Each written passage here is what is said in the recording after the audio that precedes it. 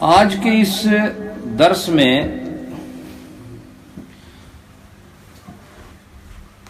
ذکر ہے حضرت ہود علیہ السلام کا، اور پھر اس سے جو نتیجہ کشید ہوگا وہ آپ سماعت فرمائیں گے۔ قرآن پاک میں حضرت ہود علیہ السلام کا ذکر موجود ہے، اور ان کی جو تبلیغ ہے اس کا بھی ذکر موجود ہے، اور ان کی قوم کے لوگ بڑے قداور لوگ تھے، یعنی یہاں تک کہ 100 گز لمبی قدامت والے، لمبے قد و قامت والے، بڑے لہیم، بڑے شہیم، بڑے جسیم لوگ آپ کے ارد گرد رہنے والے تھے، اور بڑے بڑے پتھر اٹھا کے ادھر ادھر لے جاتے تھے، چٹانیں اٹھا لیتے تھے، بڑے ذی زور تھے، بڑے طاقتور لوگ تھے، اور ان کو اپنی طاقت پر گھمنڈ تھا، اپنی قوت بازو پر اعتماد تھا، لیکن انہیں یہ پتہ نہیں تھا کہ جس قوت بازو پر انہیں اعتماد ہے اس قوت کا خالق کوئی اور ہے، جس نے یہ قد و قامت دی ہے وہ کوئی اور ہے، اور اس قد و قامت میں پھر جس نے قوت دی ہے وہ بھی کوئی اور ہے۔ تو جو تمہیں قوت دے سکتا ہے تم سے قوت لے بھی سکتا ہے۔ تو نعمت مل جانے کے بعد کفران نعمت کا مرحلہ نہیں بلکہ شکران نعمت کا مرحلہ ہوتا ہے۔ تو حضرت ہود علیہ السلام نے ایک عرصے تک تبلیغ فرمائی۔ جناب رومی نے انجام کار کو بتانے کے لیے ایک بڑا خوبصورت نقشہ کھینچا اور فرمایا کہ حضرت ہود علیہ السلام جب اپنی پوری تبلیغ مکمل کر چکے اور ہم تبلیغ در تبلیغ کے تقاضے پورے ہو گئے اور قوم نہیں مانی، اور چند لوگ جو حق کے ساتھ متصل تھے ان کے علاوہ کوئی اس جانب مائل نہ ہوا جو جانب حق کی جانب تھی، تو پھر آپ نے عذاب الہی کے آنے کی خبر دی اور کہا کہ اب خدا کا عذاب آئے گا، تم نے حق کی بات کو قبول نہیں کیا، حقانیت کے راستے سے روگردانی کی ہے، اب خدا کا فیصلہ آنے والا ہے، تیار ہو جاؤ۔ تو جناب رومی فرماتے ہیں کہ حضرت ہود علیہ السلام نے ایک لمبا دائرہ کھینچا، ایک خط کشید کیا، ایک لمبا دائرہ کھینچ کے اپنے تمام ماننے والوں کو کہا کہ آؤ اس دائرے کے اندر چھپ جاؤ، سبحان اللہ، اس دائرے کے اندر داخل ہو جاؤ۔ ابھی تھوڑی دیر میں ہوا کا رخ بدلنے والا ہے، ہواؤں کا مزاج بدلنے والا ہے، ہواؤں کی طبیعت میں انقلاب آنے والا ہے۔ یہ جو خوبصورت ہوا ہے تھوڑی دیر میں تباہی اور بربادی کا منظر پیش کرنے والی ہے، تم سارے اس کھینچے ہوئے خط کے حصار میں داخل ہو جاؤ، سبحان اللہ، اس کے اندر آ جاؤ۔ تو پھر کیا ہوا کہ حضرت ہود علیہ السلام نے جو خط کھینچا اور اس کے اندر آپ کی امت کے وہ افراد جنہیں دولت ایمان نصیب ہوئی، وہ جب اس خط کے اندر آ گئے تو جناب رومی فرماتے ہیں کہ وہی ہوا جو اس خط کے باہر تباہی مچا رہی تھی اور انسان تنکوں کی طرح ہوا میں اڑ رہے تھے اور ہوا انہیں زمین پر پٹک رہی تھی اور ان کے جسم ریزہ ریزہ ہو رہے تھے، عذاب الہی کی ایک ناقابل بیان صورت نظر آ رہی تھی، وہی ہوا جب اس خط کے قریب آتی تو وہ بڑی نرم ہو جاتی تھی، وہی ہوا نرم ہو جاتی تھی۔ تو جناب رومی فرماتے ہیں ہود گردے مومی مومنا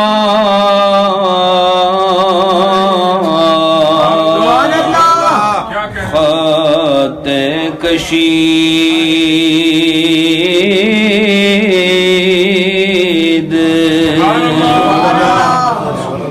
ہود گردے مومنا خط کشید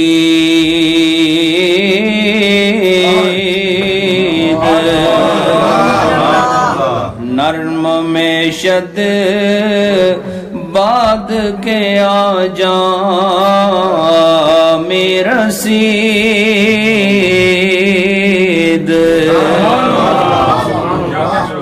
ہود گرد مومنا خط کشید حضرت ہود علیہ السلام نے مومنوں کے گرد ایک خط کھینچ دیا. کشیدن کہتے ہیں کھینچنے کو. ایک خط کھینچا مومنوں کے گرد اور پھر وہ ہوا آتی وہ جو جسم انسانی کو ریزہ ریزہ کر رہی تھی وہ ہوا نرم میں شد باد نرم میں شد باد باد کہتے ہیں ہوا کو وہ جو ہوا ہے وہ نرم ہو جاتی کہ آ جامی رسید جب اس جگہ آتی جہاں حضرت ہود نے خط کھینچا وہاں پر آ کر وہ ہوا نرم ہو جاتی ہے اور اس خط کے پیچھے وہ تباہی کر رہی ہے بربادی کر رہی ہے نیست و نابود کر رہی ہے اور وہاں ایک شکستگی کا سما برپا ہے لیکن اس خط کے پاس آ کر ہوا کا مزاج بدل جاتا ہے ہوا کا مزاج بدل جاتا ہے اور پھر جناب رومی فرماتے ہیں کہ جو اس خط کے باہر ہے ان کا حال اور ہے جو خط کے اندر ہے ان کا حال اور ہے جو خط نبی نے کھینچا اس خط کے اندر رہنے والوں کی حالت اور ہے اور اس خط کے حد سے باہر رہنے والے ان کی حالت اور ہے. وہ کیا حالت ہے فرماتے ہیں ہر کے بیرو بود زاں خط جملہ را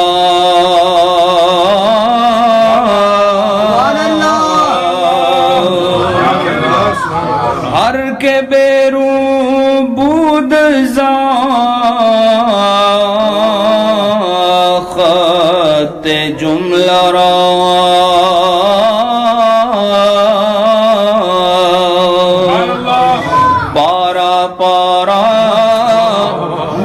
شکستن در ہوا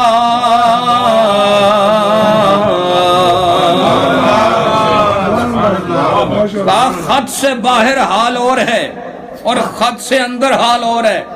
خط کے جو اندر ہے ہر کے بیرون بود زاں خط جملہ را وہ جو خط سے باہر ہیں نبی کے کھینچے ہوئے خط سے جو باہر ہیں پارا پارا میں شکست اندر ہوا اسی ہوا کے اندر ان کے جسم پارا پارا ہو رہے تھے ٹکڑے ٹکڑے ہو رہے تھے ان کے جسم شکستہ ہو رہے تھے. تو پھر مان لو اس بات کو کہ خدا نے اپنے نبیوں کو کیسی طاقت دی ہے ہواؤں کو کیسے مسخر کیا ہے. ہوا بھی جانتی ہے کہ یہ خط جو کھینچا ہے یہ خدا کے کسی پیارے بندے نے کھینچا ہوا. ہوا ایک ہے ہوا ایک ہے ہوا مختلف نہیں لیکن ایک ہی ہوا خط سے باہر کچھ اور دکھا رہی ہے اور خط کے اندر کچھ اور دکھا رہی ہے. تو فرمایا کہ رب العالمین نے جب اپنے بندوں کو نوازنا چاہا تو سب سے زیادہ اپنے نبیوں کو نوازا اور نبیوں کو جو نوازا تو اس کی سب سے خوبصورت یہاں تعبیر جو آپ کو بتائی جا رہی ہے وہ یہ ہے کہ دیکھو نبی کے کھینچے ہوئے خط کی طاقت دیکھو. نبی کے ہاتھ سے جو خط کھینچا جائے جو اس خط کے پار ہو جائے وہ تباہ ہو جاتا ہے اور جو اندر رہ جائے وہ بچ جاتا ہے۔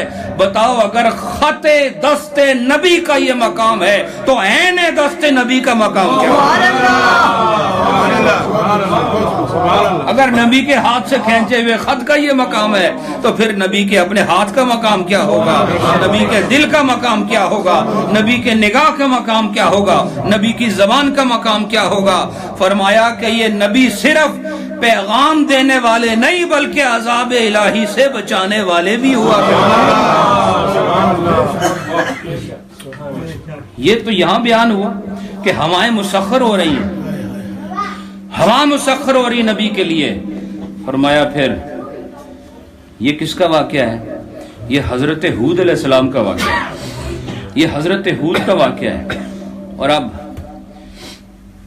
آقا نامدار، نبی رحمت، نبی رسولاں اور امام الانبیاء، نبی الانبیاء، تخلیق رب العالمین، وہ تخلیق کہ جس تخلیق پر ساری خلق کے خلق ہونے کا مدار ہے، اس کا مقام کیا ہے؟ کہا اس کے مقام کو ذکر کرنے کی ابھی ضرورت نہیں، ان کے ایک غلام کا مقام بتاتے ہیں۔ کہا جس طرح ہود علیہ السلام نے ایک خط کھینچا اور خط کھینچ کر بتا دیا، جو اندر آ گیا وہ محفوظ ہو گیا، جو باہر رہ گیا تباہ ہو گیا۔ فرمایا نبی پاک کی امت میں بھی ایک اللہ کے ولی گزرے ہیں جنہیں شیبان رائی کہتے ہیں، اور بڑے معروف اللہ کے ولی ہیں شیبان رائی۔ تو وہ کیا، وہ ان کو رائی کہتے ہیں، بھیڑ بکریوں کو جو چرانے والا ہوتا ہے نا، اس کو رائی کہا جاتا ہے۔ جو بھیڑ بکریاں چراتے ہیں ان کو کیا کہا جاتا ہے؟ رائی۔ وہ اپنا ریوڑ چرایا کرتے تھے، تو ایک وقت ایسا بھی آتا کہ وہ اپنے ریوڑ کے گرد ایسے خط کھینچ دیتے تھے۔ حضرت شیبان رائی جناب رومی فرماتے ہیں، پچھلا واقعہ بیان کر کے فرماتے ہیں ہم چنی۔ اب دیکھیں اسی کی مثال کے ساتھ ذکر فرما رہے ہیں، ہم چنی شیبان رائی میں کشید،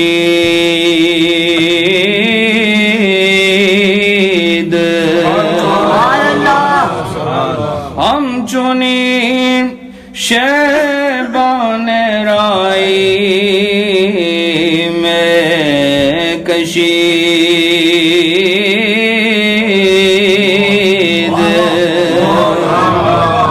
گرد بر گرد رم خط پدید،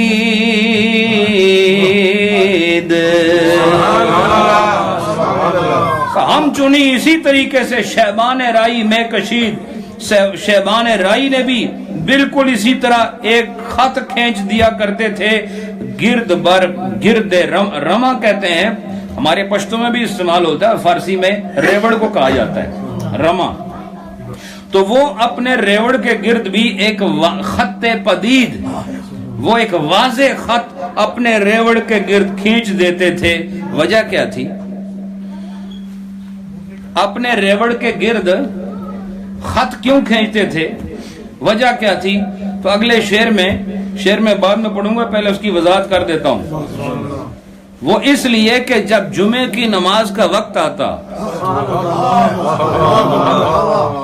جب جمعے کی نماز کا وقت آتا تھا تو اس میں چونکہ وقت زیادہ صرف ہوتا ہے تو وہ اپنے ریوڑ کے گرد ایک خط کھینچتے تھے اور ریوڑ اس خط کے اندر رہتا تھا۔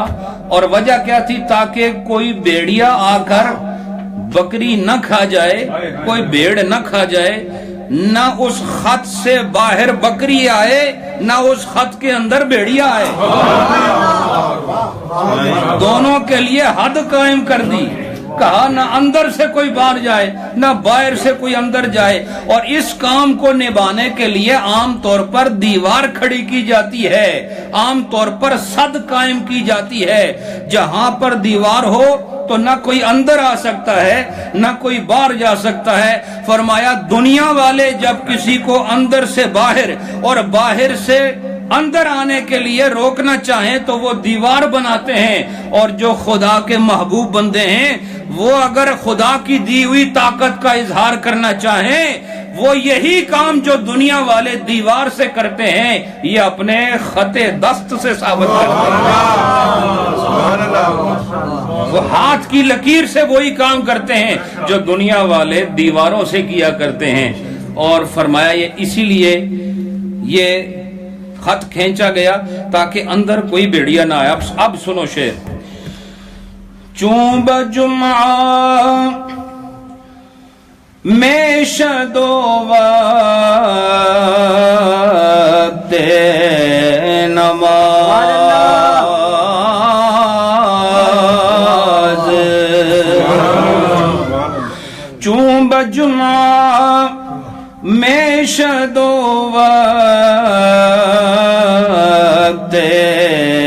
نماز، تا نیارد گرگ آجا ترک تاز۔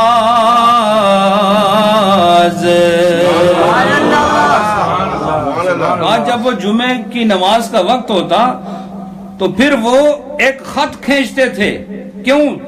تاکہ تا نیارت گرگ آ جا ترک تاز، کہیں ایسا نہ ہو کہ وہاں کو بھیڑیا آ کر تباہی مچا دے۔ اپنے ریوڑ کو بچانے کے لیے اللہ کے ولی نے ایک خط کھینچا، اور یہ آپ کی کرامت میں سے ہے، یہ کتابوں میں موجود ہے۔ حضرت شیبان رائی جب اپنے ریوڑ کو بھیڑیے سے بچانا چاہتے تھے تو وہ کسی دیوار کی اوٹ میں انہیں محفوظ نہیں کرتے، بس صرف خط کھینچتے تھے، سارا ریوڑ محفوظ ہو جاتا ہے۔ یہ ہے طاقت اللہ کے ولیوں کی، یہ ہے طاقت اللہ کے ولیوں کی کہ وہ خط کھینچ دیں، باہر والا اندر نہ آئے، اندر والا باہر نہ جائے، وہ دست درازی سے محفوظ ہو جو باہر ہے۔ اور یہ ہر طرح کی خرد برد اور ہر طرح کے نقصان اور ہر طرح کے زخم سے محفوظ جو خط کے اندر ہے، دونوں طرف حفاظت ہے، ایک ظلم سے محفوظ ہو رہا ہے اور دوسرا ظلم کرنے سے محفوظ ہو رہا ہے، ایک ظلم سہنے سے محفوظ ہو رہا ہے اور ایک ظلم کرنے سے محفوظ ہو رہا ہے۔ تو اب کیا فرمایا؟ اگلے شعر میں فرماتے ہیں کہ ہیچ گرگے در نہ رفتے اندراں، گوس پندے ہم نگشتے زانشاں۔ اور فرمایا جب آپ جمعے کے لیے جاتے اور وہ خط کھینچتے تھے تو پھر کیا ہوتا؟ ہیچ گرگے در نہ رفتے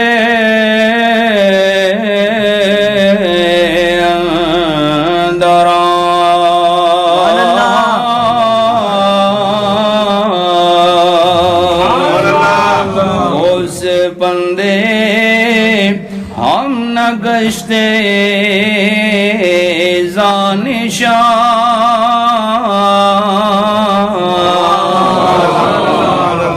پھر کیا ہوتا؟ ہیچ گرگے در نہ رفتے اندراں، وہ خط کھینچنے کے بعد کوئی بھیڑیا اندر نہیں جاتا تھا، اور پھر صرف یہ نہیں کہ بھیڑیا اندر نہیں جاتا تھا، کہ گوس پندے ہم نہ گشتے زانشاں، اور وہ جو بکریاں ہیں وہ بھی اس نشان سے تجاوز نہیں کرتی تھی، وہ اس نشان سے تجاوز نہیں کرتی تھی۔ اب بھیڑیا کون ہے؟ بکری کون ہے؟ اور یہ خط کیا ہے؟ یہ بھیڑیا کون ہے؟ یہ خط کیا ہے؟ اب یہ واقعہ تو بیان ہو گیا نا، اور آپ کو حضرت شیبان رائی کی کرامت بھی معلوم ہو گئی، لیکن اب جلال الدین رومی رحمت اللہ علیہ اس کے ذریعے جو بتانا چاہتے ہیں کہ جو باہر ہے وہ کون ہے اور جو اندر ہے یہ کون ہے، اور ان دونوں کے درمیان جو خط ہے وہ خط ہوتا کیا ہے؟ یہی سمجھنا روح ایمان ہے اور یہی سمجھنا مقصد حیات ہے۔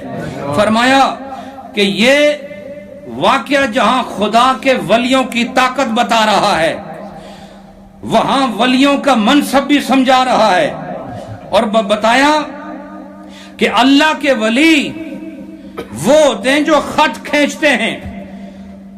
بکریوں کو بچانے کے لیے خط اور ہے، اور اللہ کے نبی کی امت کو بچانے کے لیے جو خط کھینچا جائے گا وہ اور ہوگا۔ وہ خط کون سا ہے؟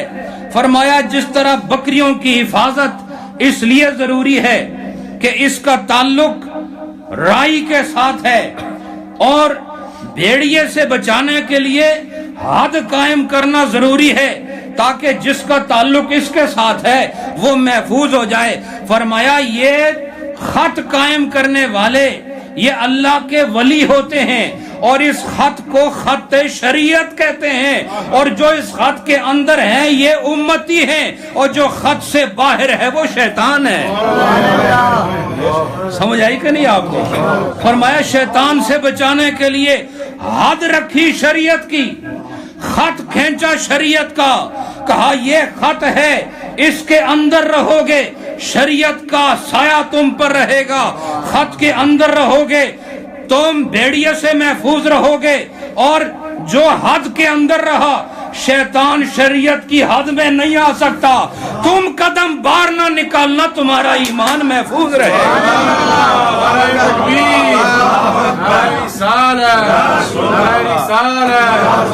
حضور شیخ العالم، نشین حضور شیخ العالم، عکس حضور شیخ العالم۔ اور فرمایا کہ تم اس حد کا خیال رکھنا۔ ایک طرف شیبان رائی کی کرامت موجود ہے، لیکن اس کرامت کے اندر صوفیانہ نصیحت موجود ہے۔ کہا کہ فرق اتنا ہے کہ تم یہ جان لینا کہ جس کے ہاتھوں میں تم نے ہاتھ دیا ہے وہ خط کھینچنا جانتا ہو، کسی ایسے کے ہاتھ میں نہ ہاتھ ڈالنا جو تمہاری آخرت کو تباہ کرے۔ اور وہ خط شریعت کا خط ہے، جس کے قلم سے شریعت کا خط صادر نہ ہو اس کے ہاتھوں میں اپنی آخرت تباہ نہ کرنا۔ اور کہا وہ کیا ہے کہ اللہ کا ولی ہی وہ انسان ہے جو خط کشید کر کے تمہاری دنیا بھی بچا دیتا ہے، تمہاری قبر بھی بچا دیتا ہے۔ اور ہم باہر بیڑیے کھڑے ہیں اور وہ شیطان ہے، اس سے بچنا ہے، اور اس بچنے کے لیے تمہیں کسی کامل کی ضرورت ہے۔ کامل کی ضرورت کیوں ہے؟ اس لیے کہ خدا نے وہ قلم اس کے ہاتھ میں دیا ہوا ہے جس سے اس نے خط کھینچنا ہے۔ خط کھینچنے والے کے ساتھ تعلق اس کے ساتھ رکھو جس کے ہاتھ میں قلم ہے، کیوں؟ وہ خط کھینچے گا اور اس خط سے حد قائم ہوگی۔ جب حد قائم ہو گئی تو پھر سمجھ لو محدود رہنا ہی مومن کی زندگی ہے، اور جو حدوں سے باہر نکل جائے تو ان اللہ لا يحب المعتدین، اللہ تعالی حد سے گزر جانے والوں سے محبت نہیں کرتا۔ جو حد کے اندر رہے وہ محبوب ہوتا ہے، جو حد سے نکل جائے وہ مردود ہوتا ہے۔ شیطان بھی مردود ہے، جو حد سے نکلا وہ مردود کے ساتھ مل جاتا ہے، اور جو حد کے اندر رہا وہ محبوب کے ساتھ رہتا ہے۔ وہ محبوب کے ساتھ رہتا ہے۔ لہٰذا اب تم خود فیصلہ کرو، تم محبوب بننا چاہتے ہو یا مردود بننا چاہتے ہو؟ باہر بھیڑیا کھڑا ہے شیطان کی شکل میں، اگر باہر نکلو گے حد سے تو پھر وہ کھا جائے گا، اور وہ تمہیں اپنی خوراک بنا دے گا، اور جو مقام اس کا ہوگا تمہارا بھی وہی ہوگا، جو ٹھکانہ اس کا ہوگا تمہارا بھی وہی ٹھکانہ ہوگا، جو مزاج اس کا ہوگا وہی تمہارا ہوگا۔ لہٰذا خط کشید جو ہو چکا ہے، اس خط سے پیچھے رہو گے تو مامون بھی رہو گے، محبوب بھی رہو گے، پرامن بھی رہو گے اور محبت میں بھی رہو گے۔ لہٰذا کسی ایسے کے ساتھ یاری لگاؤ جو تمہارے آگے حد قائم کرے۔ کبھی بھی غلط کام کرنے سے پہلے فوراً ٹوک دے، غلط بولو تو روک دے، غلط قدم اٹھاؤ تو فوراً ٹوک دے، تمہیں گناہوں سے بچانے کی صبح و شام کوشش کرے، اور جب رات آئے تو ہاتھ اٹھا کے تمہاری ہدایت کی دعائیں کرے، اور ہدایت پر مستقیم رہنے کے لیے اللہ سے استدعا کرتا رہے۔ فرمایا کہ ایسے سے تعلق قائم رکھو جس طرح شیبان رائی حد قائم کر کے صرف خط کھینچ کر اپنی بکریاں بچا لیتے ہیں۔ کہا ان کو خدا نے یہ مقام بھی دیا ہے کہ اگر وہ بھیڑیے سے بکریاں بچا سکتے ہیں تو اپنی کامل اطاعت و زہد و قناعت کی وجہ سے تمہیں شیطان جیسے بھیڑیے سے بھی بچا سکتے ہیں۔ اب فرماتے ہیں بعد ہرس گرگو ہرس گوسپند۔ اب فرماتے ہیں کہ ہرس دونوں کے پاس ہے، بکری کے اندر بھی ہرس ہے، اور جو بھیڑیا ہے نا خط سے باہر، اس کے اندر بھی ہرس ہے۔ بکری کی ہرس یہ ہے کہ میں باہر نکلوں دیکھوں دنیا ہے کیا، اور بھیڑیے کی ہرس یہ ہے کہ میں خط کے اندر جاؤں، کسی کو لقمہ بناؤں، اپنا کسی پر اپنا ہاتھ صاف کروں، کسی بکری کو دبوچ کر اپنی خوراک مکمل کروں۔ دونوں کے اندر ہرس ہے، بکری کے اندر ہرس ہے باہر جانے کی۔ جیسے انسان گناہ کرتا ہے تو گناہ اسی لیے کرتا ہے کہ اس کے اندر پہلے اس کی ہرس پیدا ہوتی ہے، وہ حد کے اندر ہی ہوتا ہے، لیکن وہ ہرس ہوتی ہے جو اسے حد کے قریب لے جاتے بالآخر حد سے باہر کر دیتی ہے، اور جیسے ہی باہر ہوتا ہے انسان فوراً گناہ کر دیتا ہے۔ آپ کو پتہ ہے جب انسان گناہ کر رہا ہوتا ہے اس وقت وہ ایمان کے سب سے ادنا درجے پر ہوتا ہے،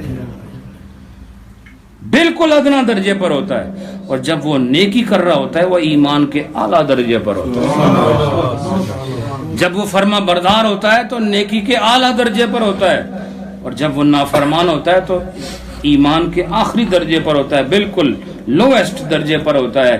تو فرمایا کہ ہرس تو بکری کے اندر بھی ہے، اور ہرس جو ہے وہ اس بھیڑیے کے اندر بھی ہے کہ وہ اندر آنا چاہتا ہے اور یہ بکری باہر جانا چاہتی ہے۔ تو فرماتے ہیں لیکن کاملوں کے ساتھ جب ہاتھ مل چکا ہو تو فرمایا دائرہ مرد خدا رابود بند۔ کہا کہ یہ دونوں کا جو ہرس ہے نا وہ بندہ خدا کے کھینچے ہوئے خط کے اندر بند ہو چکا، اس کا ہرس یہاں بند کیا اور جو باہر ہے اس کا ہرس وہیں روک دیا۔ کا طاقت تو دیکھو اللہ کے ولیوں کی کہ ان کے ہرس کو بھی وہی بند کر کے رکھ دیا، یہ حد کے اندر آ گئے۔ کامل جب حد قائم کر دیتا ہے کوئی باہر نہیں جا سکتا اور باہر والا اندر نہیں آ سکتا۔ اب یہ تو بیان ہو گیا کس بارے میں؟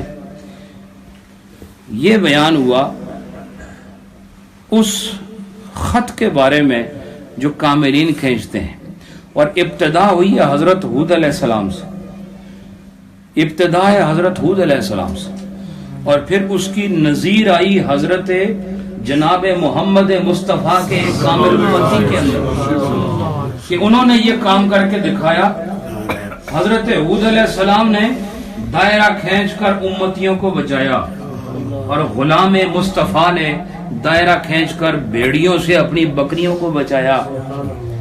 تو وہاں ہوا تھی جو ہلاک کر رہی تھی، لیکن وہی ہوا جو ہلاک کر رہی تھی دائرے کے اندر رہنے والوں کے لیے وہی ہوا جو ہے بڑی نرم ہوا تھی۔ آپ کو پتہ ہے؟ آپ مجھے بتائیں کبھی بہت تیز ہوا ہو چلنا آسان ہوتا ہے، اور بعض اوقات یہ ہوا کی رفتار بڑھتی جائے تو پورے مکان اکھاڑ کے رکھ دیتی ہے، بڑے بڑے قدیم درختوں کو جڑوں سے اکھاڑ کے پھینک دیتی ہے۔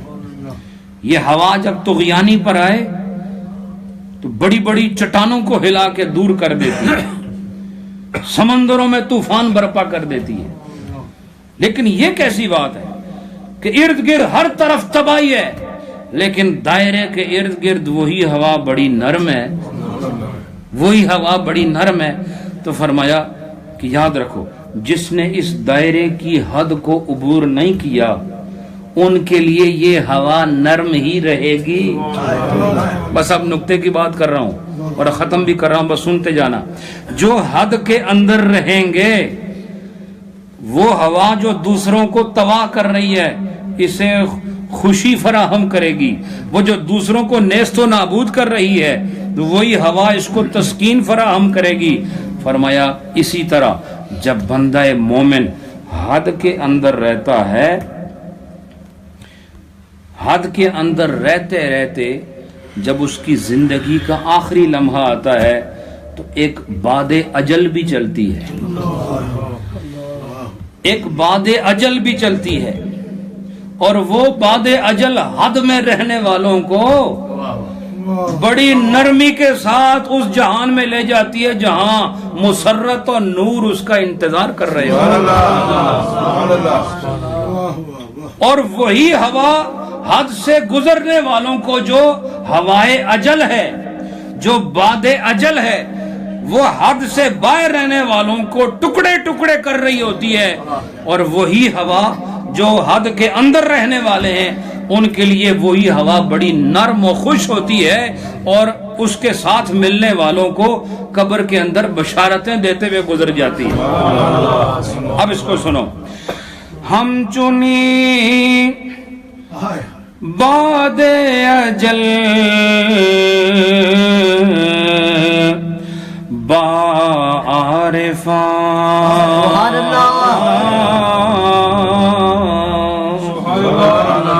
ہم چنی باد اجل با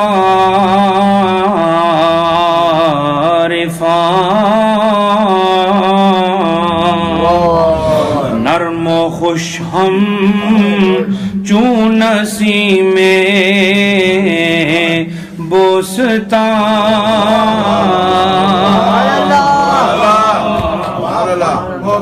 فرمایا ہم چونی باد اجل با عارفاں.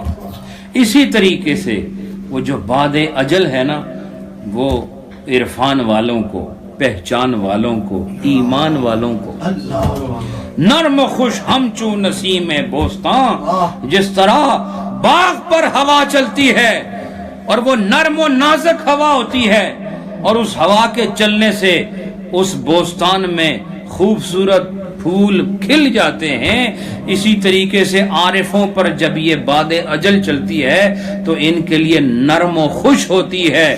اور جو مشرک ہیں اور وہ جو ملحد ہیں اور وہ جو ذات الہی کی معرفت سے محروم ہیں اور جو بے ایمانی کی ظلمتوں میں ڈوبے ہوئے ہیں، یہی ہوا ان کے ساتھ وہی کام کرتی ہے جو قوم ہود علیہ السلام کے ساتھ کرتی ہے، اور وہ جو ایمان والے ہیں ان کے ساتھ یہی ہوا اس طرح نرمی کرتی ہے جس طرح ہود علیہ السلام کے ماننے والوں کے ساتھ یہ نرمی کرتی ہے. تو موت کا جو لمحہ ہے اس پر ایک دو باتیں سن لو اور پھر ختم کرتے ہیں کہ یہاں جو حضرت جناب رومی نے موت کے لمحے کو بعد اجل کی جو تعریف کی ہے وہ نرم و خوش کہا ہے اسے، یعنی بعد اجل عارفوں کے لیے نرم و خوش ہے، بشرطے کہ جس پر یہ ہوا چل رہی ہے وہ عارف ہو اور وہ پہچان اور ایمان والا ہو، وہ صاحب تقوی ہو. تو فرمایا یہی ہوا اس کے لیے نرم و خوش ہوتی ہے، اس طرح نرم و خوش ہوتی ہے جس طرح باغوں پر چلنے والی ہوا نرم و خوش ہوتی ہے. تو جس پر ایسی ہوا چل جائے موت کے وقت تو پھر اس کے لیے موت بقول رسول اعظم تحفہ ہوتی ہے. کیا ہوتی ہے؟ تحفہ ہوتی ہے. اور صوفیاء یہ فرماتے ہیں کہ موت اصل میں ایک نئی ولادت کا نام ہے. موت صرف مرنے کا نام نہیں بلکہ ایک نئی پیدائش اور نئی ولادت کا مقام اور وقت ہے. انسان ایک حیثیت سے نکل کر ایک نئی ولادت کے ساتھ دوسرے جہان میں ابھر جاتا ہے. اور پھر فرمایا کہ یہ موت جو ہے اہل اللہ اسے اس طرح پسند کرتے ہیں جس طرح پیاسا ٹھنڈے پانی سے محبت کرتا ہے. یہ موت کو پسند کرتے. کون ہے جو موت کو گلے لگائے؟ وہ کون ہے جو موت سے محبت کرے؟ کہا یہ صرف معرفت والے ہیں، عارفین ہیں. یہ وہ ہیں جن پر باد اجل چلے لیکن حالت عارفوں والی ہو، تو پھر یہ موت سے نفرت نہیں کرتے، یہ موت سے محبت کرتے ہیں. کیوں؟ کہ کہا کہ موت محبوب سے ملاقات کا وقت ہے، اور ہر محب محبوب سے ملاقات کے وقت کو محبت کرتا ہے. نعرہ تکبیر، نعرہ رسالت، نعرہ رسالت، عکس حضور شیخ العالم، آستانہ عالیہ نعریہ شریف، حضور شیخ العالم. اب وہ کون ہے جو محبوب سے ملاقات کے وقت کو محبوب نہ سمجھے؟ مجھے بتاؤ. جو مجازی محبت کرنے والے ہیں یہ اس لمحے کو پسند کرتے ہیں جس لمحے میں اپنے مجازی محبوب سے ملاقات ہو رہی ہو. یہ انتظار کرتے ہیں وہ لمحہ کب آئے گا جب میں اپنے محبوب کو بے پردہ دیکھوں گا. وہ وقت کب آئے گا جب میں ہوں گا میرا محبوب ہوگا. فرمایا عارف اس بات کو جانتا ہے کہ وہ موت کا ہی لمحہ ہے جب سارے پردے درمیان سے ہٹ جاتے ہیں، اور جس محبوب کے لیے صبح و شام سجدے میں رہا، قیام میں رہا، قعود میں رہا، سبحان ربی العظیم سبحان ربی الاعلیٰ کہتا رہا، اب جو اس سے ملنے کا وقت آئے تو یہ پریشان ہو. کہا نہیں، یہ پریشانی کا نہیں، شادمانی کا موقع. یہ پریشانی کا نہیں، شادمانی کا موقع ہے کہ بڑے عرصے سے جس کو یاد کر رہے ہیں اب اس کی ملاقات کا وقت آ گیا ہے. اور فرمایا موت محبوب کے طلب کا وقت ہے. بھائی جب آپ کو محبوب طلب کرے تو اس سے بڑی خوشی اور کیا ہے؟ آپ ساری زندگی کہتے ہیں کاش مجھے میرا محبوب مل جائے، کاش مجھے میرا محبوب مل جائے. بتاؤ اس محب کا مقام کیا ہوگا جب اسے پتا چل جائے آج مجھے میرا محبوب خود بلا رہا ہے، میرا محبوب آج مجھے خود بلا رہا ہے. اور جب یہ پتا چل جائے محبوب بلا رہا ہے، پھر محب یہ نہیں دیکھتا کہ اس بلاوے کو موت کہتے ہیں، نہیں، وہ اس بلاوے کو زندگی کہتا ہے، اور اس زندگی کو موت سمجھتا ہے جس میں محبوب سے دور رہتا ہے، اور اس موت کو زندگی سمجھتا ہے جس موت کے بعد وہ اپنے محبوب کے وصل کے مقام میں چلا جاتا ہے. اور پھر یہ بھی بتایا کہ جتنی بھی نعمتیں ہیں آخرت کی، جتنی بھی نعمتیں ہیں آخرت کی، اس کے لیے دروازہ موت ہے. اب جنت بھی چاہیے تو موت سے گزر کے جانا ہے. محبوب کا دیدار کرنا ہے قبر میں تو پہلے آپ کو مرنا پڑے گا.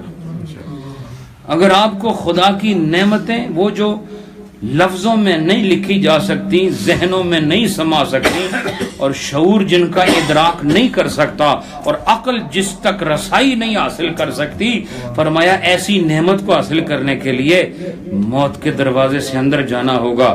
جب آپ کو پتہ چلے کہ اس دروازے سے گزرنے کے بعد ہی سب کچھ ملنا ہے تو وہ کون کم عقل ہے جو اس دروازے سے اندر جانے کو ناپسند کرے. لیکن فرق اتنا ہے کہ اس پسند اور ناپسند کو سمجھنے کے لیے تمہیں اس خط کو یاد کرنا ہوگا جس کو اللہ تعالیٰ نے بصورت شریعت ہمارے ارد گرد کھینچا ہوا.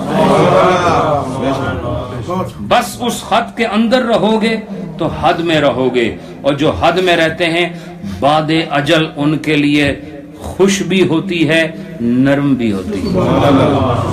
اور جو اس حد سے باہر نکل جاتے ہیں تو پھر جس طرح ہود علیہ السلام کی قوم کے لیے ہوا ایک ہی ہے، ہوا کا مزاج بھی ایک ہے، ہوا کی صفت بھی ایک ہے، لیکن ہوا کا ایک حصہ تباہ کر رہا ہے اور دوسرا خوشگوار موسم بنا رہا ہے. اس طرح تم حد کے اندر رہو تاکہ تمہاری